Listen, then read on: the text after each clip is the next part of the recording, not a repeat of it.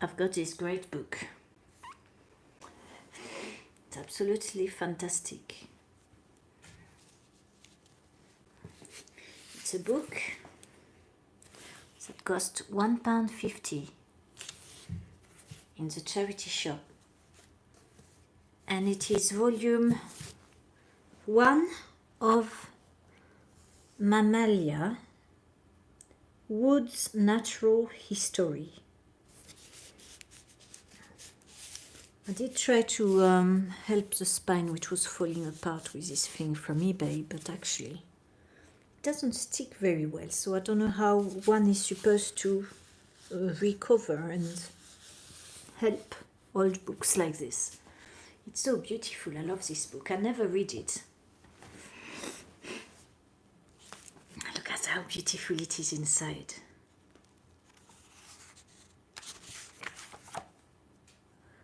There's images, including lots of illustrations. This is a bushman.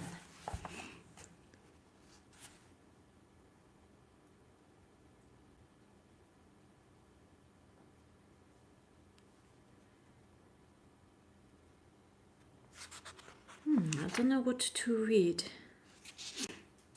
We've got the monkeys and chimpanzees there. Look at these nice images. Brilliant drawings. The monkey. The monkeys, there's a lot about the monkey.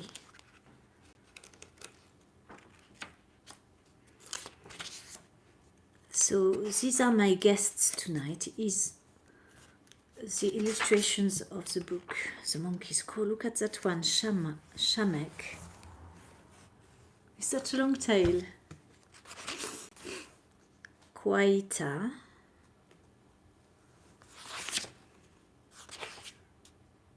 Marimonda. Miriki. This is very entertaining. Are we going to finish with the monkeys? That one. Doesn't he remind you of someone, that one? Look at his eyes.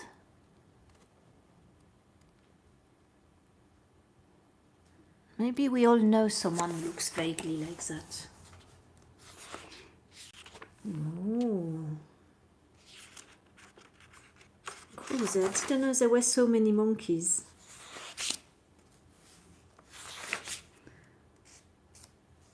One that looks like a dog, a black Yarkie. What I wanted to find is in this book, which is published in, let's have a look, when it's been published. Printed by Richard Clay, London, Bread Street Hill.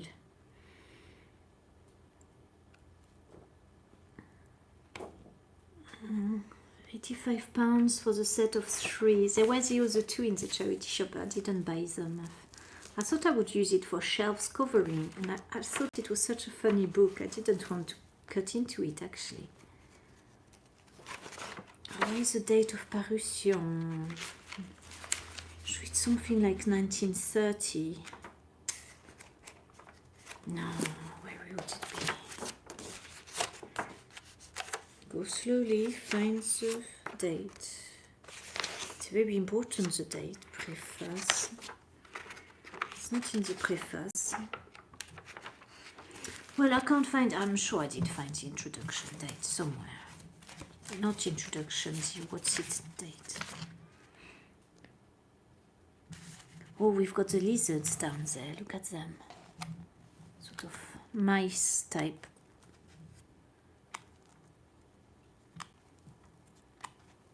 Or shall I just read you a bit of homeopathy, because so far we're not doing too well with bedtime story, how are we? Okay, I've got the index. This is the last before page. Come on, please find me the date. No date. End of Mammalia. Richard Clay or R. Clay, printer, Bread Street Hill. Okay, hippopotamus. It's interesting to see how they write at the time. This old book, there are some things that are politically incorrect in it. And I remember thinking at the time, wow, they weren't scared of offending haughty people, were they? There's dogs. Different dogs. So you don't see that. It's not very interesting. Me just turning a book, is it? Book's pages. Should we just read a bit about the monkey and the bushman? Let's see if we can get it to be something.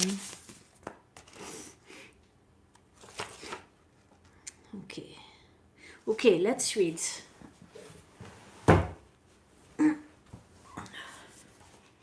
The gorilla. Oh, I won't start at the beginning.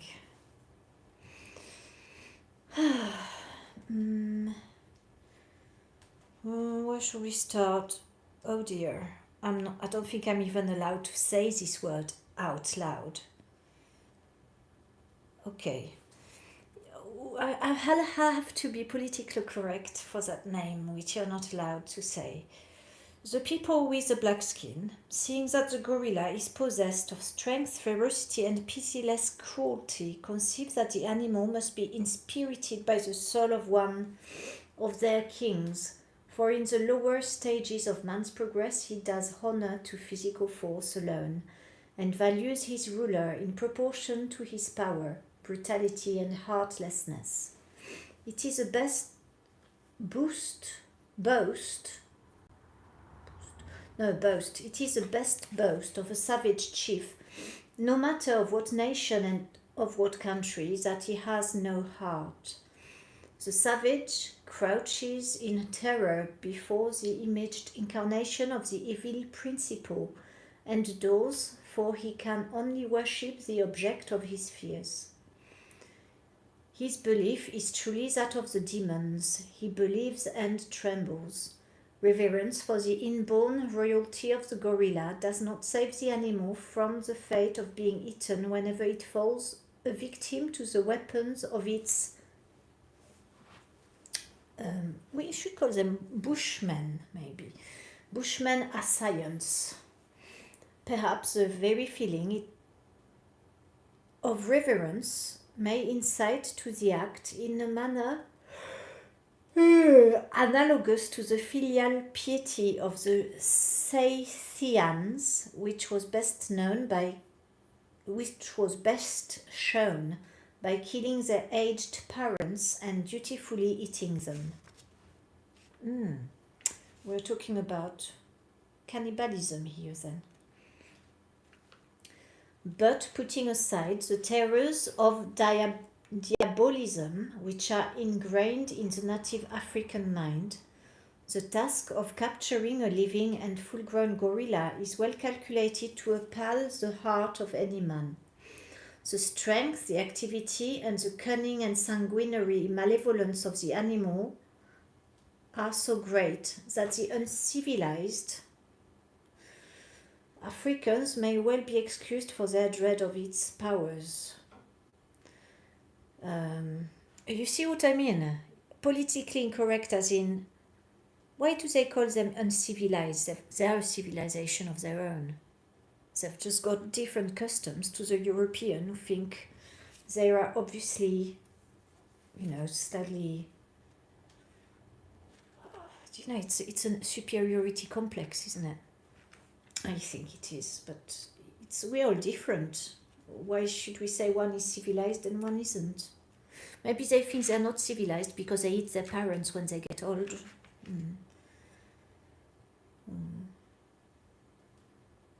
So, the strength, activity, the cunning and sanguinary malevolence of the animals are so great that uncivilized Africans may well be excused for their dread of its powers. Yet it does not follow that although the Africans have failed, Europeans should not succeed. The native Africans have not dared to attempt the capture of the elephant, although Europeans have succeeded in that endeavor and have subdued the terrible foe, converting it into a docile servant, even making it an attached and intelligent friend. It starts. Shall we open the fire a bit and get some heat? If it becomes too politically incorrect, I'll have to read you some homeopathy instead.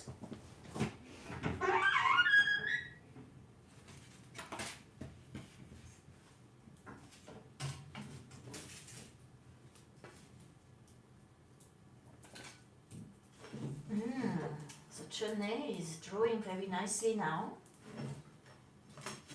I'm very pleased.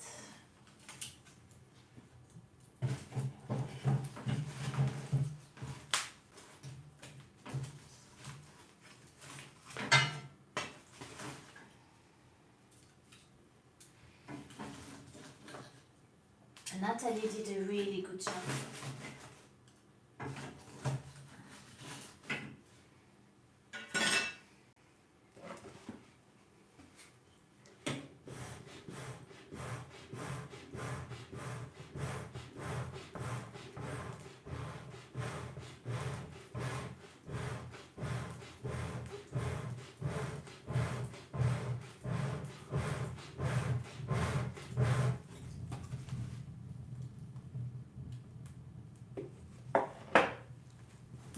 So let's have a look what happens to the gorilla.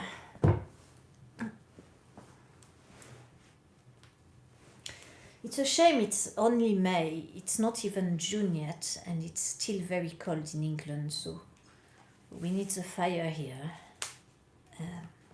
and jumpers. Shame, because I wanted to put those away and not have to use them for 2 months, but no chance, you know.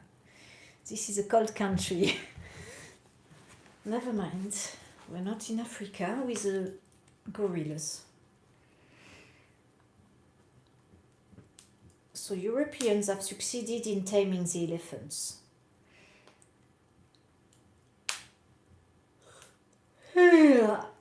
Making it into an attached and intelligent friend and a docile servant. Once or twice, the young gorillas have been captured in spite of the furious resistance which is made by their male friends. But from some reason, they have always died in a very short time. Cunning as is the gorilla, and ingenious in some things to a striking degree, its intelligence is but limited, and the animal exhibits such unexpected instances of fatuity that it well shows the distinction between cunning and wisdom, and proves itself to be but an animal and nothing more. If it finds the remnant of a fire which has been relinquished by the person who kindled it, the gorilla is greatly charmed with the novel sensation produced by artificial warmth, and sits by the bright wonder with much satisfaction. As the fire fails and the glowing brands sink into white ashes, the animal draws closer to the expiring embers and does not leave them until all heat has left the spot. But it never thinks of keeping up the fire by placing fresh fuel upon it, and does not even learn to imitate that action, which it may often have seen performed by the hunters who kindled the fire, and kept it well supplied with fuel during the night. It is most providential that the beast is devoid of this faculty, for, with the usual perseverance of the monkey race in such cases, it would probably continue to heap fuel until the forest itself was ablaze. It is said also that when the gorilla makes an incursion into a sugar plantation, it has sufficient sense to bite off a number of the canes and to twist them into a bundle for better conveyance. But it frequently includes several of the growing canes in its faggot, and then feels woefully discomfited because it cannot carry away the parcel which had cost so much trouble in making. The natives of Africa have an idea that these and other large apes are really men, but that they pretend to be stupid and dumb in order to escape impressment as slaves. Work, indeed, seems to be the summum malum in the African mind, and a true African never works if he can help it. As to the necessary household labours and the task of agriculture, he will not raise a finger, but makes his wives work, he having previously purchased them for that purpose. Do they buy women in Africa in 19 1920, well, whenever this was published. Well, I suppose they did, yes. Hopefully they don't today.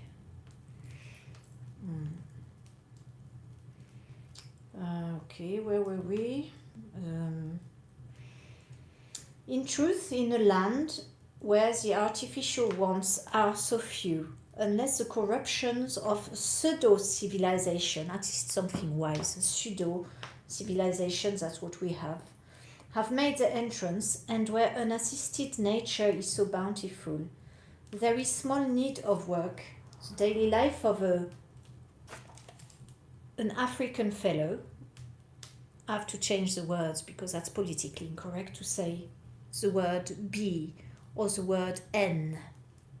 It's mad, isn't it? I mean, it's interesting, because was it a derogatory term to say N-E, the color black in Spanish language? And is the color black denigrating? Is white denigrating? Why is the color denigrating? It's the way we use it, I suppose. So the African fellow has been very graphically described in a few words. The daily life of: he gets a large melon, cuts it in two, scoops out the inside, one half he puts on his head, he sits in the other half and eats the middle.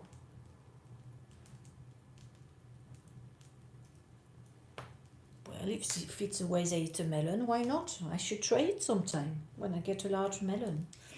It is rather singular that this legendary connection of apes and indolence should prevail on the continents of Asia and Africa.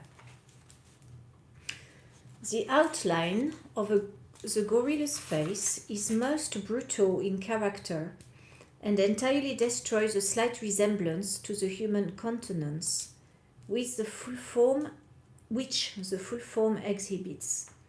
As in the chimpanzee, an ape which is placed in the same genus with the gorilla, the color of the hair is nearly black, but in some lights and during the life of the animal, it assumes a lighter tinge of grayish-brown on account of the admixture of variously colored hair. On the top of the head and the side of the cheeks, it assumes a grizzly hue. The length of the hair is not very great, considering the size of the animal, and is not more than 2 to 3 inches in length. On the arms, it is arranged in a rather curious manner. The hair from the shoulder to the elbow points downwards, while that from the elbow to the fingers points upwards, so that the two sets of hair meet at the elbow and make a pendant tuft. I'm looking for a drawing, but maybe there's one in the previous pages. A similar structure is found in other large apes, but the object of so curious a disposition is not yet known. One reason for this arrangement of the hair may be that if their long hairs were to hang along the arm and wrist, they would get it into the hand and interfere with the grasps, while their reverted growth, such an embarrassment is removed by their reverted growth. The color of the eye is dark brown, glowing with a baleful emerald light when the fierce passions are roused. It will be seen on referring to the two engravings which represent the skeleton of this animal and the living creature itself, that the paws of the 4 extremities are not precisely alike in their development. Of the 2 forepaws, the fingers are enormous, the thumbs being comparatively trifling in dimensions, while the corresponding members of the hinder paws are just reversed in their size. The figure of the gorilla on page 15, we've got a page, marks their peculiarities with great fidelity, and in the action of the creature shows the reason for the extraordinarily and gigantic thumbs of the hinder limbs. Let's look at page 15. Oh, there we are. Ooh, look at him. He's nice, isn't he? Oh, such prestons. Oh. He's got nice bottom teeth. Have you noticed that a lot of celebrities and politicians, they smile with the bottom teeth showing? Ah, apparently it's a sign of success. Like you're confident in yourself when you show your bottom teeth. Just like the chimpanzee is successful, isn't he? In nature.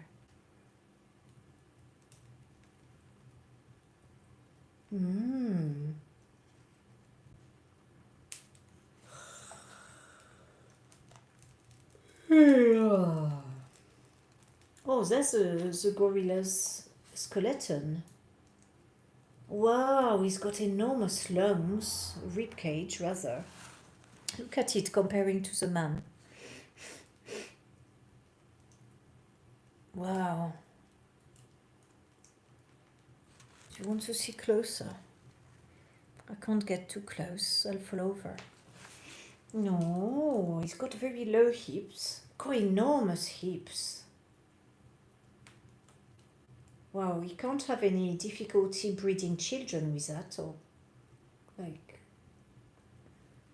plenty of opening for them to come out. Not like the human woman. Ah, he's got more complex shoulders as well, it seems. And very little neck. Maybe that's why he's not so thoughtful. How interesting. So where were we? Gigantic thumbs of the hinder limbs. As to the size of a full-grown gorilla, accounts very much.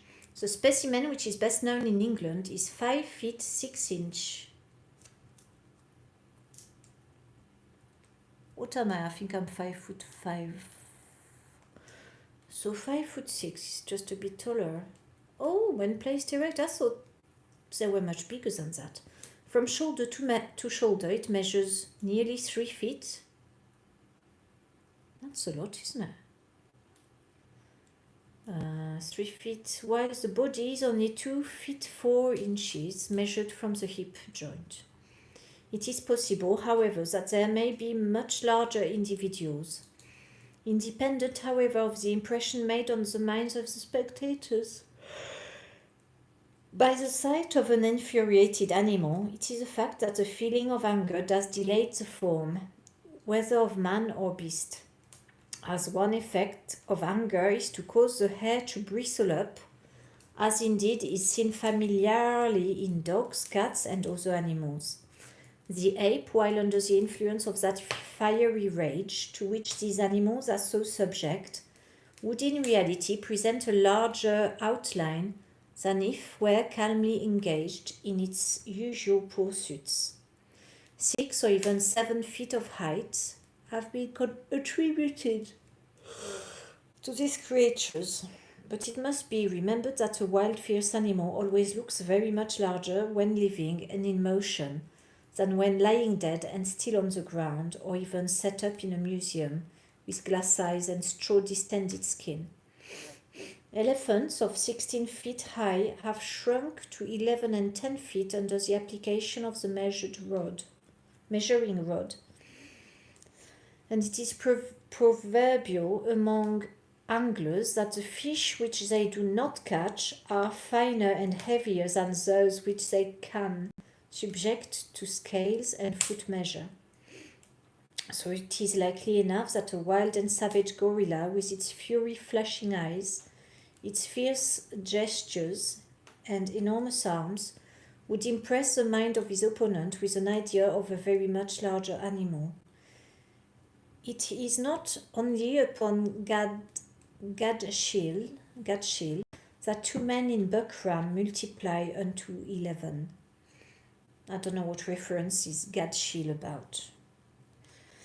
But granting that the gorilla does not attain to any much greater height than 5 feet, even then it is an animal much to be dreaded as an enemy and capable of doing vast mischief if so inclined. But it is a most merciful provision, and one that seems to be universal among creatures of such a stamp that in proportion as their bodily powers increase, their mental powers degenerate. The larger apes are in their period of childhood, so to speak, teachable and tolerably docile. While they attain to years of maturity, the animal attributes assume strength, gradually gain dominion over the mental until at last the reasoning capacities seem to degenerate into a mere contracted cunning.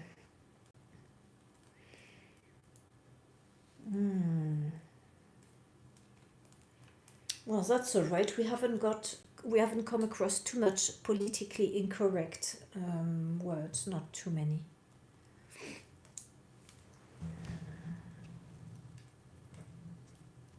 What's going on there in the corner? See something wiped. Oh, the microphone is about to fall off. That's good luck when the microphone falls off.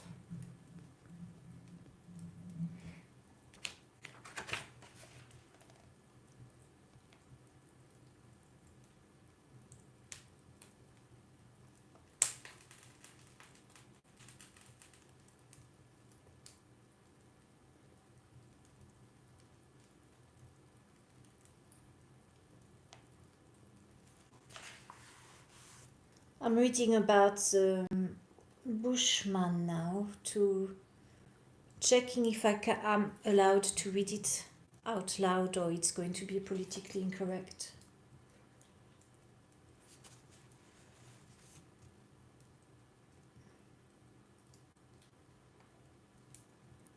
It's not too bad, I don't think.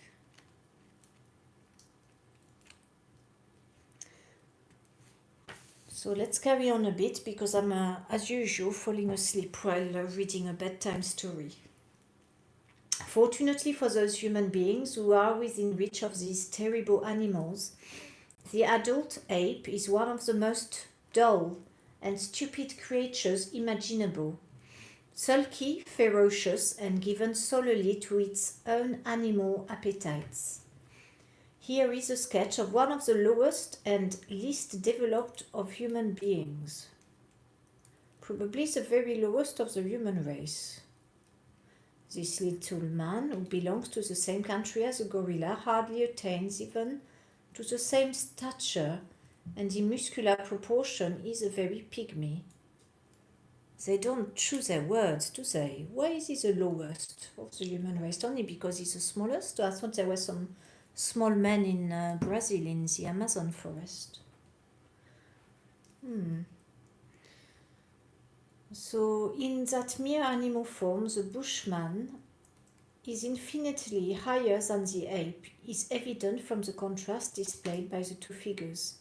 While if the comparison be extended to the mental endowments, the impassable barrier that exists between the two beings exhibits itself in the most unmistakable manner. Modern zoologists have done rightly in refusing to admit mankind into the same order with beings so infinitely below them, as are even the very highest of the apes. The unprogressive animal is restricted to a narrow circle of thought and reason, and is totally devoid of that great privilege of human nature which we call by the name of aspiration. Man ever proceeds onwards and upwards, anticipating something beyond that which he possesses, whilst the brute creation remains in the same course of life which they were originally placed. The records of geological experience show that Simiadae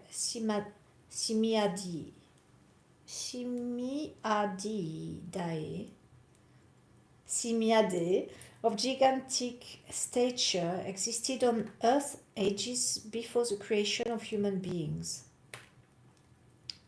Right, Simiadae of gigantic stature, so they mean humans. Realize? No, maybe no. Maybe they mean like dinosaur-y looking humans, maybe. Maybe the reptiles. Oh, reptilians. So what happened to those thingy what is it called? Simamiadae of gigantic stature. Relics of these creatures have been found in various parts of the globe and even in the tertiary formation of our own island. Apes were therefore at least contemporary with mankind, but while men have progressed, the apes have stood still and always will stand still as long as they remain upon earth.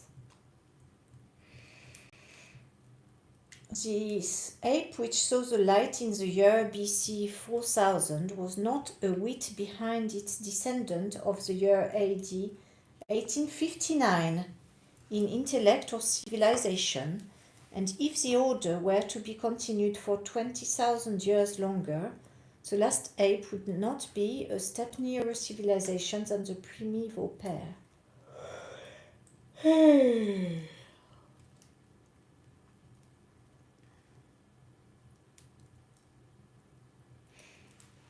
Well,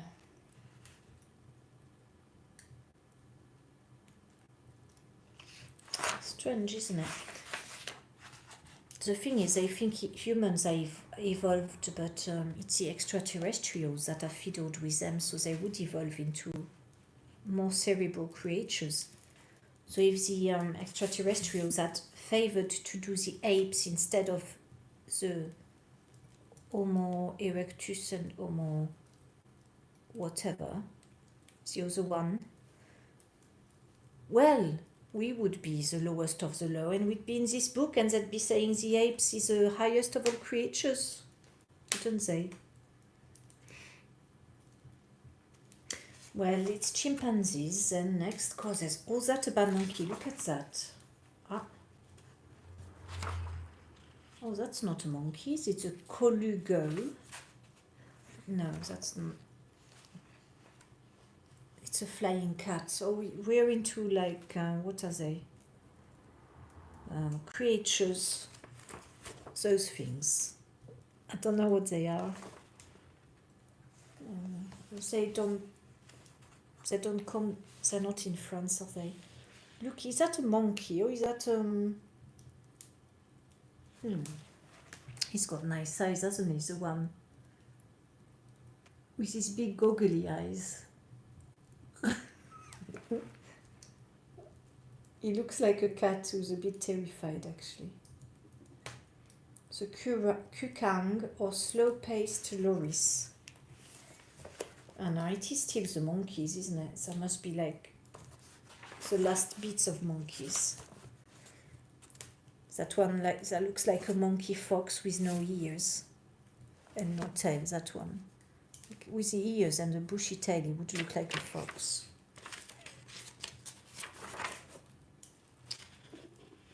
Oh, the illustrations are brilliant.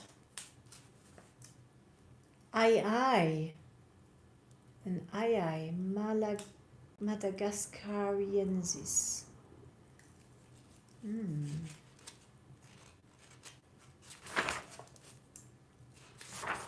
So we've got the bats next. Vampire bat. What's that? The hair. Do you want to see the vampire bat? It's very nice looking. Look at it. That's the one that comes to fetch you at night, drinks your blood, and then you become one of them. Lovely. Head of horseshoe bats. So we're into the bats now. Long hair-eared bats. Oh. Flying fox or rousette.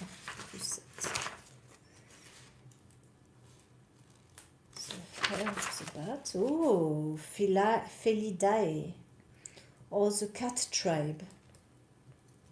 I'm not sure I'm too interested in them at the moment, the cats.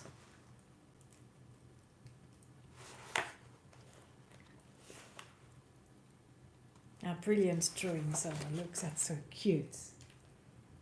Oh, beautiful. Oh, they are good.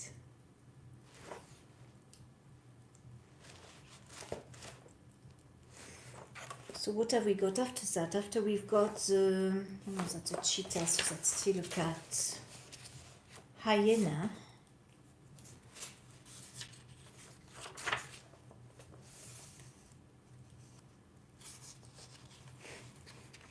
It looks a weird mix of an animal that. Wow.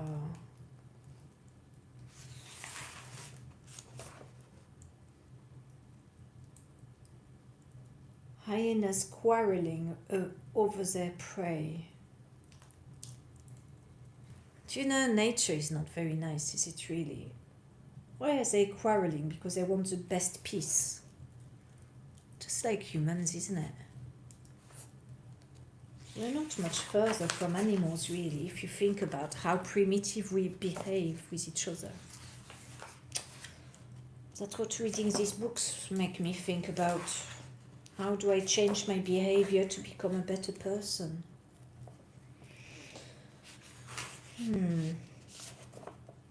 A friend saw this book and he opened it and he said one of these animals doesn't exist. I'm sure they made it up. So I'm looking for that animal, but I don't know which it was. We are into rats now, Zinnick, Napalon. They look like rats. No, it's ferrets, so it would be, yeah, ferrets. Musang.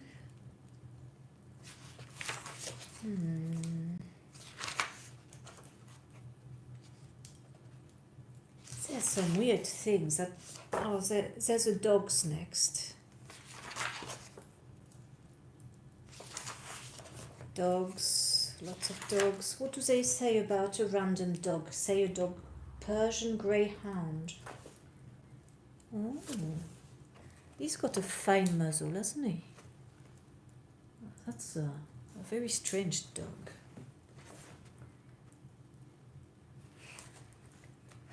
Well, strange as in I've not seen one of like that. Newfoundland dog.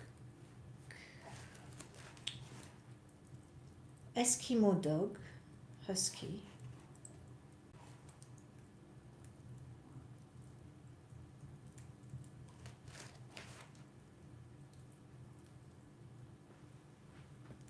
Springer Spaniels.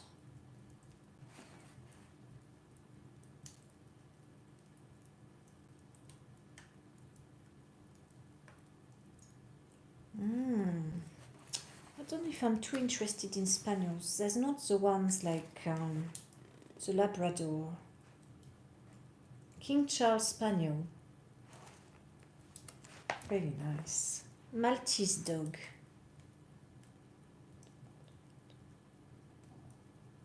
No, that's not the one that... I'm thinking of a dog that I had to bear for a few years. That was white with pointy ears. That came from somewhere like Malta, but it wasn't that. A beagle. You know, they're so foolish, those dogs, beagles, but they're so nice. They make such a funny noise.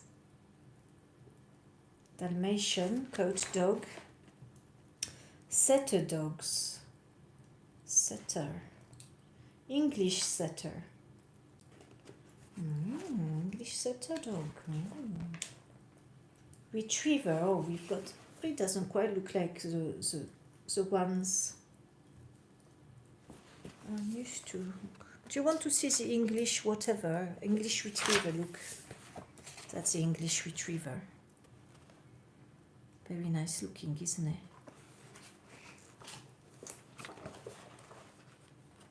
Well, it's got a dangling like that though.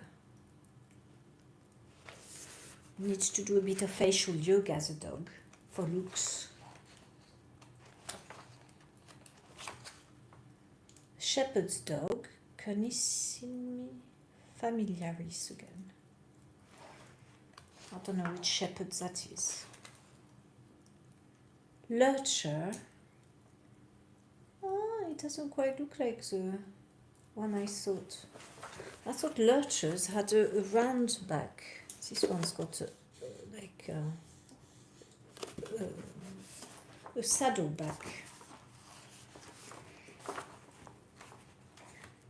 Oh, we are back into the wild then next. What have we got? So, the turnspit, little dog.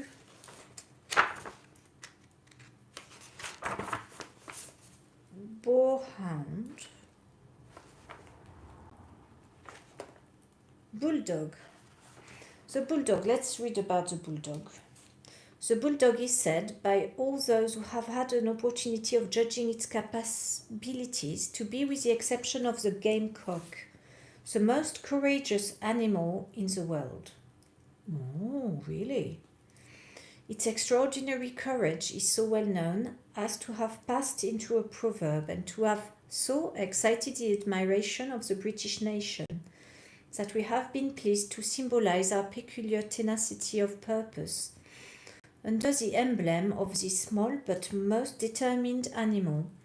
In height, the bulldog is but insignificant, but in strength and courage there is no dog that can match him. Indeed, there is hardly any breed of sporting dog which does not owe its high courage to an infusion of the bulldog blood, and it is chiefly for this purpose that the pure breed is continued. We have long ago abolished those cruel and cowardly combats between the bull and the dog, which were a disgrace in our country, even in the earlier part of the present century, and of which a few bull rings still remaining in the ground are the sole relics.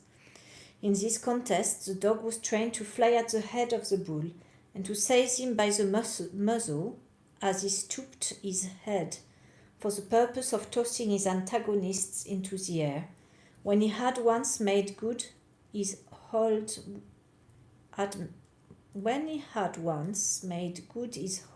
it was almost impossible for the bull to shake off his pertinacious foe, who clung firmly to his antagonist and who suffered himself to be swung about as a bull might choose.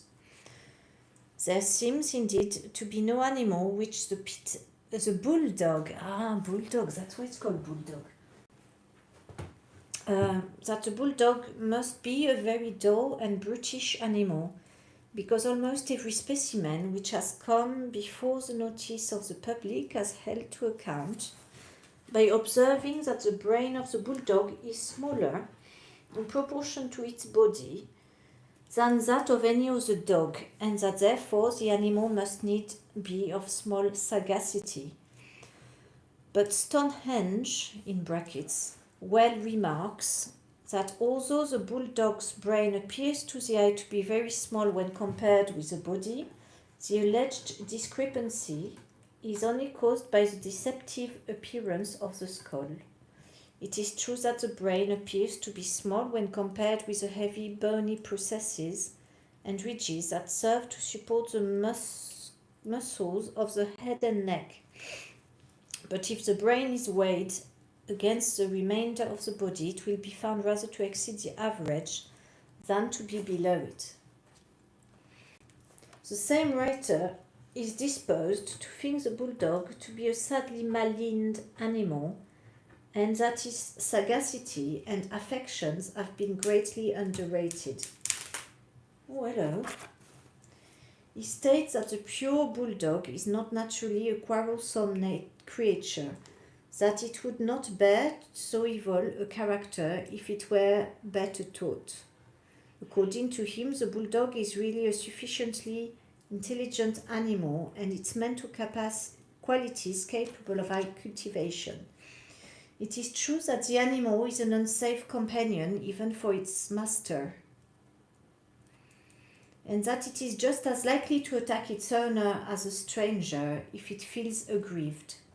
An accidental kick or a tread on the toes affords ample pretext for the animal to fasten on its supposed enemy, and when once it does fix its teeth, it is not to be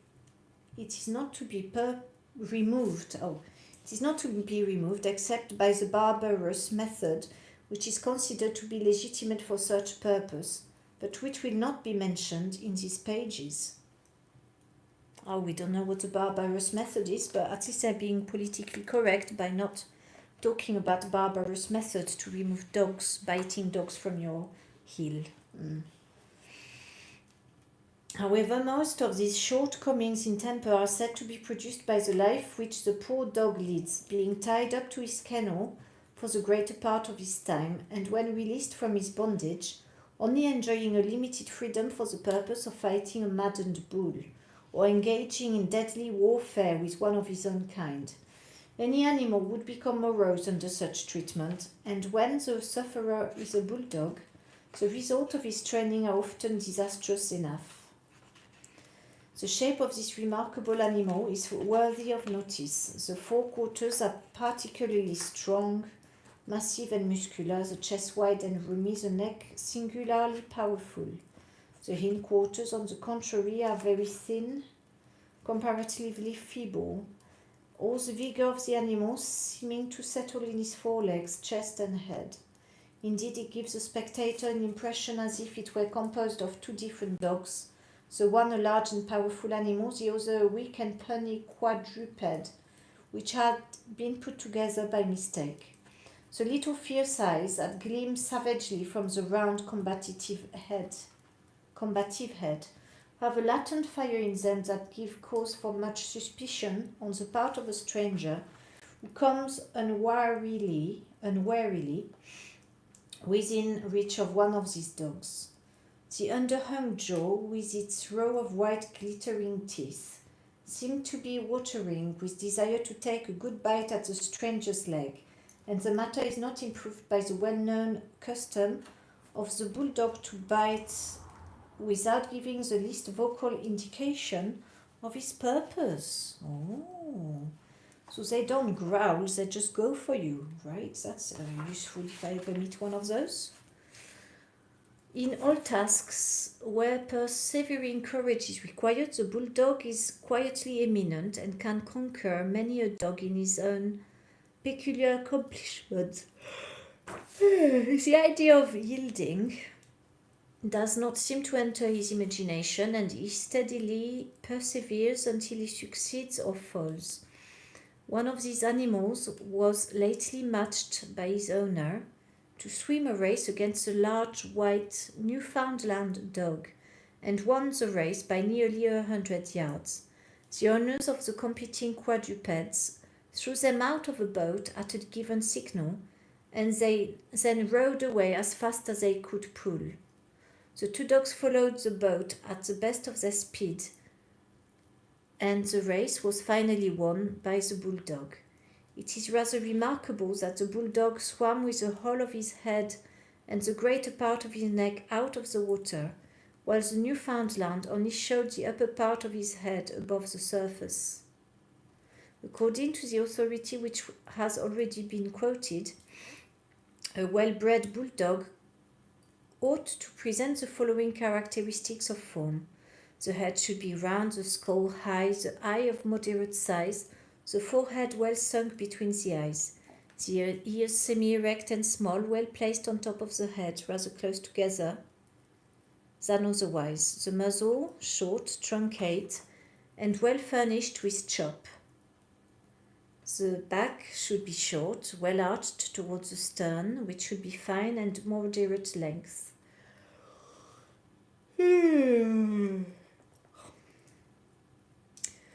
Many bulldogs have what is called a crooked stern, as though the vertebrae of the tail were dislocated or broken. I am disposed to attribute this to inbreeding. The coat should be fine, though many superior strains are very woolly coated. The chest should be deep and broad, the legs strong and muscular, and the foot narrow, well split up like a hare's. Oh, you can't see the fire, that's a shame. The book hides it.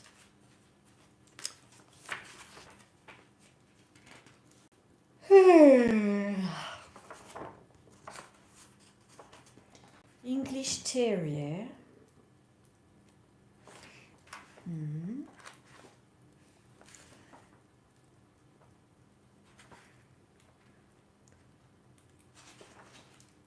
Skye Terrier.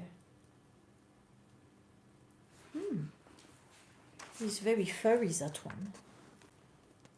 Can you see?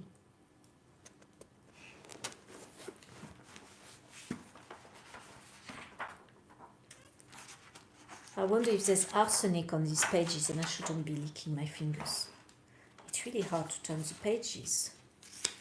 Hydrophobia. Why have we got hydrophobia?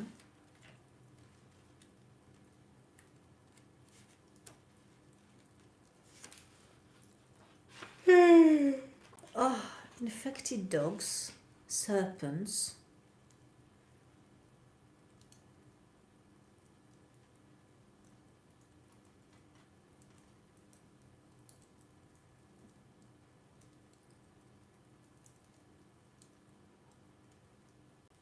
Do you know, the way they speak is a bit like homeopathy in some ways. It says here about dogs eating or no, biting anything that attacks them. And in this case, a serpent. It says a snake feels but little inconvenience from the accumulation of venomous matter, as it is furnished with receptacles in which the lethal secretion may be lodged until it's needed.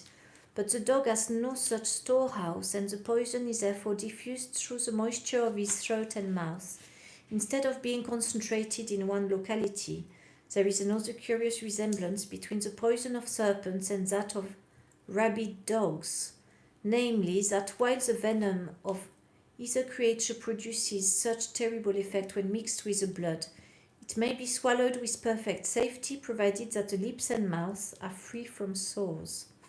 I would offer a suggestion that the instinct which induces the dog to bite everything which may come within its reach is intended to aid the creature in its cure, and that if it could only be induced to bite a succession of lifeless objects, it might rid itself of the venomous influence and be restored to its normal state of health. So powerfully is this instinct developed that the poor dog will bite himself and inflict the most fearful lacerations on its own flesh, rather than resist the furious impulse which fills its being. Horses and other animals which have been infected with this terrible disease have been known to feel the same necessity, and in default of other victims, have torn the flesh from their own limbs. What are they talking about? I wonder if they're talking about rabies now, before the snakes. Or are they talking about when they get bitten by a snake and they start eating their muscles? I don't know, because the previous picture was a sky terrier, so... Oh yeah, the previous page, it talks about malady.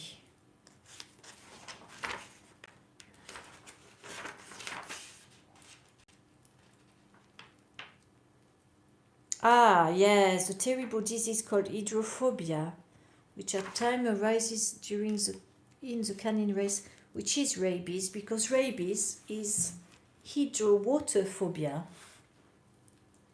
The dog cannot stand water.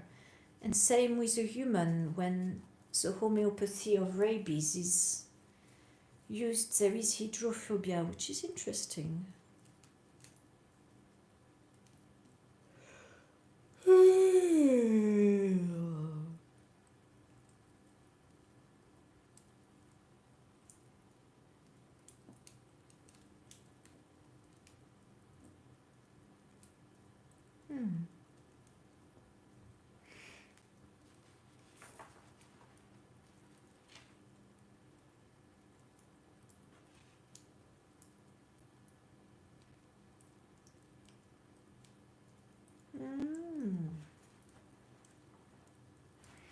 They say then the symptoms of the rabies and the dog eating straw and stuff like that they can't digest.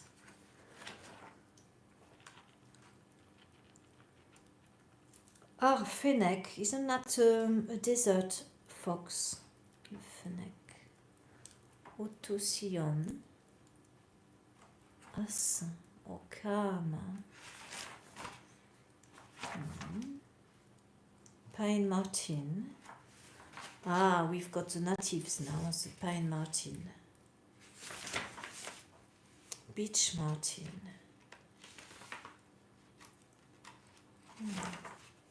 Japanese sable, woodcock or pecan. Polecat. Well, that's just a large ferret, the polecat, isn't it? Well, it's not so extremely interesting. I can read that in any of the books. There's a lot of talking in this encyclopedia, isn't it? The stoat. The bear, grizzly bear.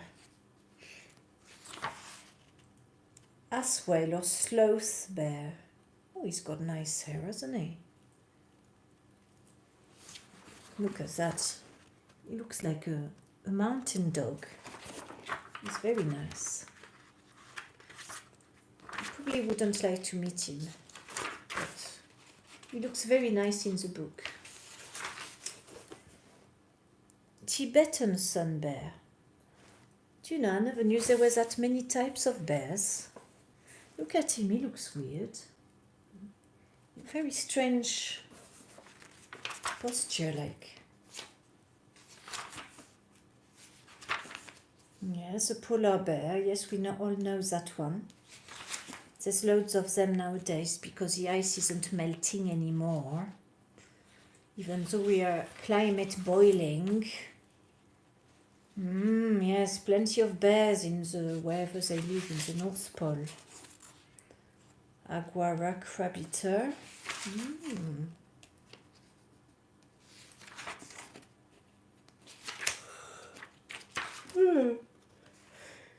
Insectivora. So, things that eat insects. Mole.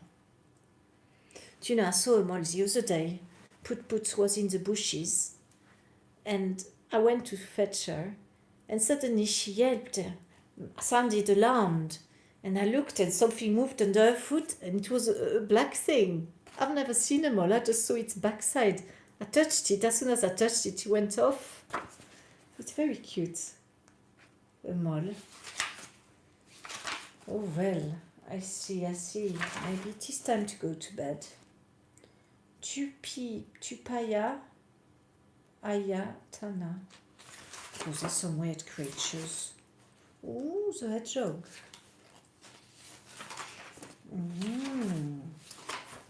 Well.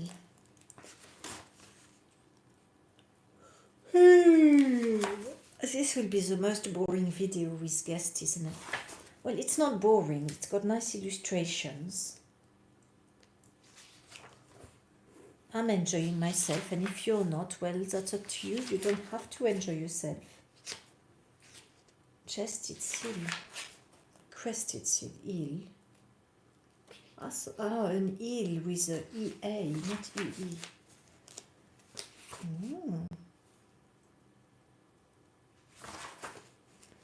So, seal, sea lion, the brocal.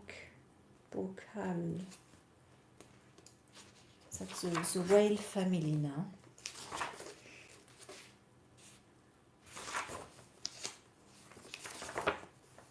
What have we got? Canadian porcupine or urson?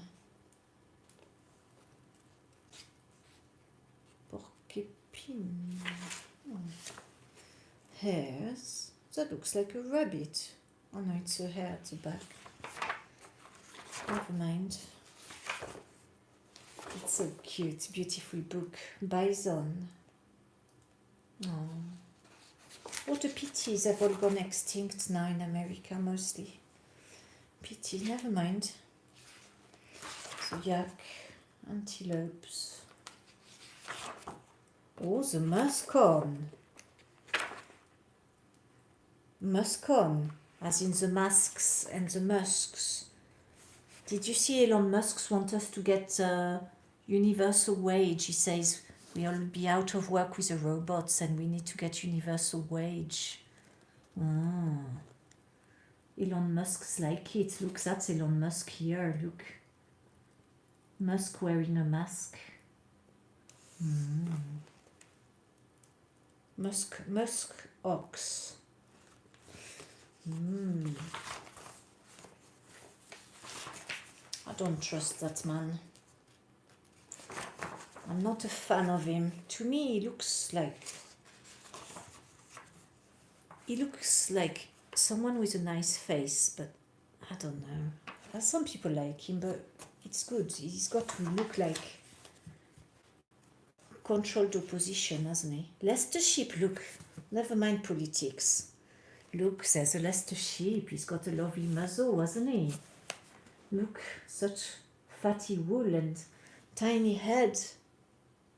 Oh, very nice. Isn't that the Welsh sheep? Because that's should be in the book, shouldn't it? Sheep. No, it's into the goats. The Welsh sheep are not in this book.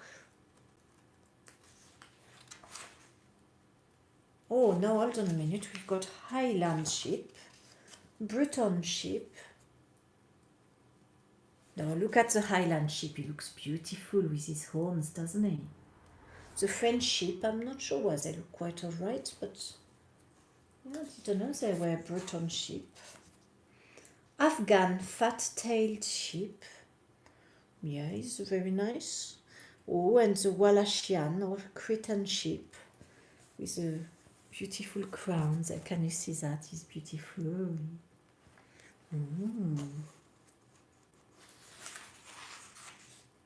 Oh, Argalis, and we go into like wild sheep and goaty things again.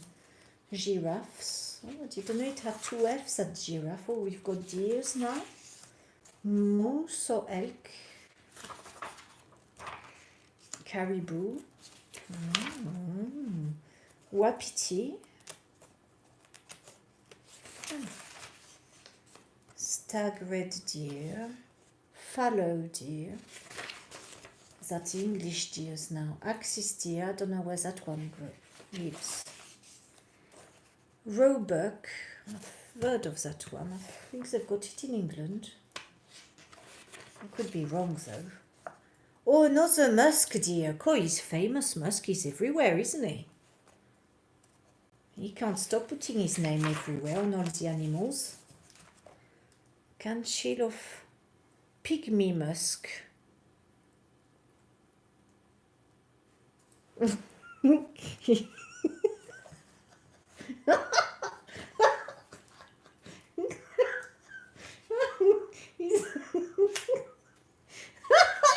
Pygmy musk.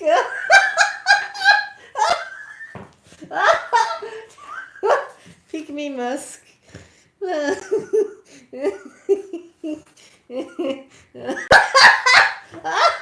Oh, that's so funny. Oh, look at it. Look at him. He looks like a musk, doesn't he? I'm innocent. I'm just being nice. Yeah. You're a musk, aren't you? Oh, horses. Tarpan wild horse. Oh. Mustang. Oh, beautiful. Racehorse. Not so beautiful, they look. It's so bony. It's not got a nice belly like mine. Arab horse. It's quite nice, the Arab one. The hunter horse.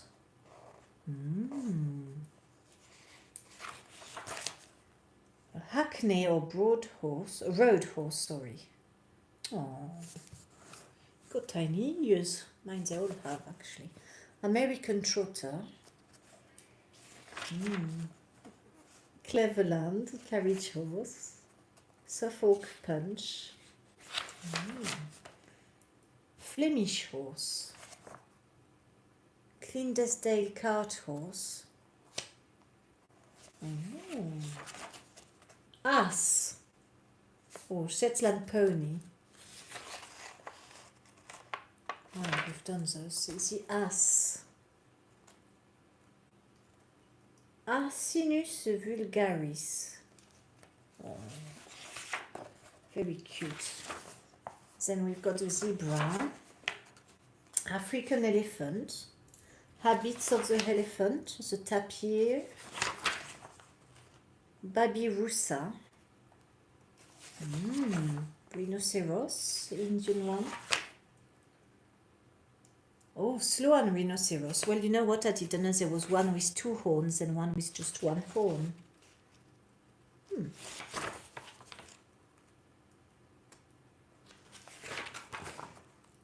Hippopotami at home, yes.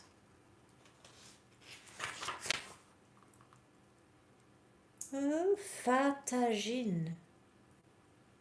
Oh, look at that. It looks like an alien creature, doesn't it? It's a reptilian. I bet it's a shapeshifter. Maybe that's another musk, is it? No, it's not. He didn't dare to give that one his name, did he? No. There's lots of those lizardy things. The armadillo, I know that one. I've drawn it. Aardvark. Oh. Well, I never knew that was an animal. I know Aardvark Books is a bookshop in Brampton Bryan, but well, it's never too late to learn something new. Look at that one. He's got a nice wig on his back, hasn't he? Boris Johnson could do with boring that one. Could have one of those on his head, couldn't he? He would just look the same as he does now. Little anteater, duckbill, molly, whatever. The sloth, porcupine.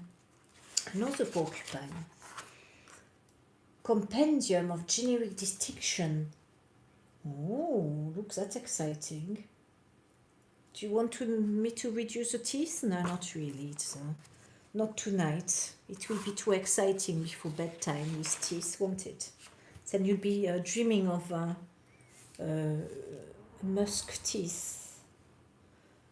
And all the genuses of animals.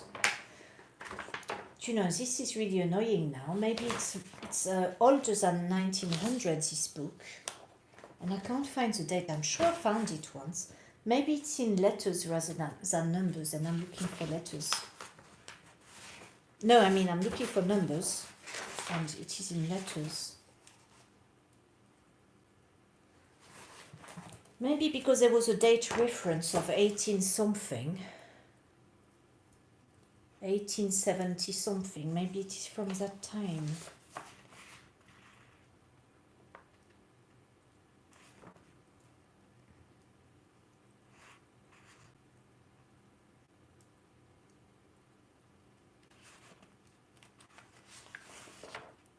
No. Look, I keep looking, thinking, oh, it will pop up. No, it's not popping up the date.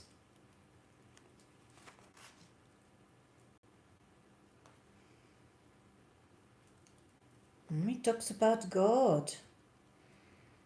God's animated organization.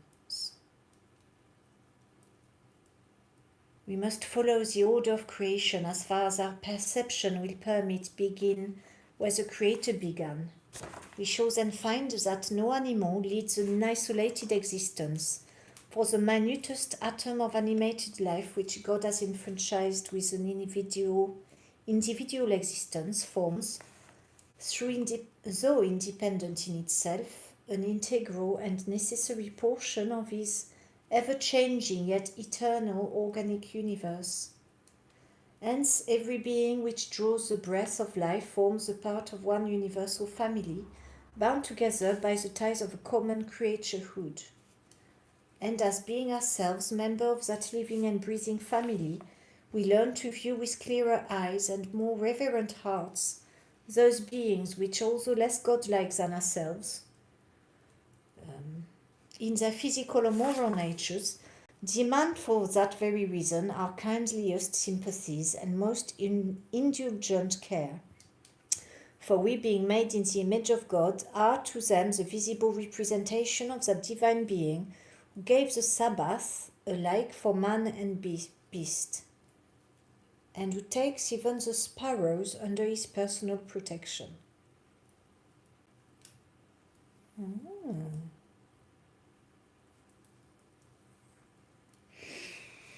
No, very nice. So this is a little extract of my very special book. I wish I had the other 3 or 2 of the same parution. Parution. Never mind. Now, since it is 11:30, it will be a time to go to bed. What's going on here? Let's have a look. You can go to bed. I'm going to look on the right to see what's going on here. Look, microphone muted. What's these colors? Oh, look, blush. Blue. Oh, lovely. Very blue. Oh, that's the disco lights. Oh, facial yoga needed there. Okay, no filters. We've done with the filters now. It's over there. Look, where is it? Oh, yeah. Where's the menus? Oh, I have to close over there. No, I don't want to stop streaming. I want to look at the menu to see what I can do. Share. What's going on then? What's on the right? I can't get rid of the filters now.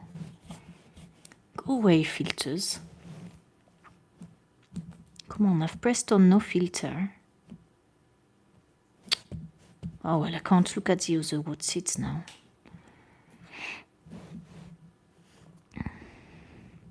Well, that's it. Bedtime. Good night. You've enjoyed it, haven't you? It was really exciting, and you're obviously fast asleep now for the bedtime story. I'll see you again some other time.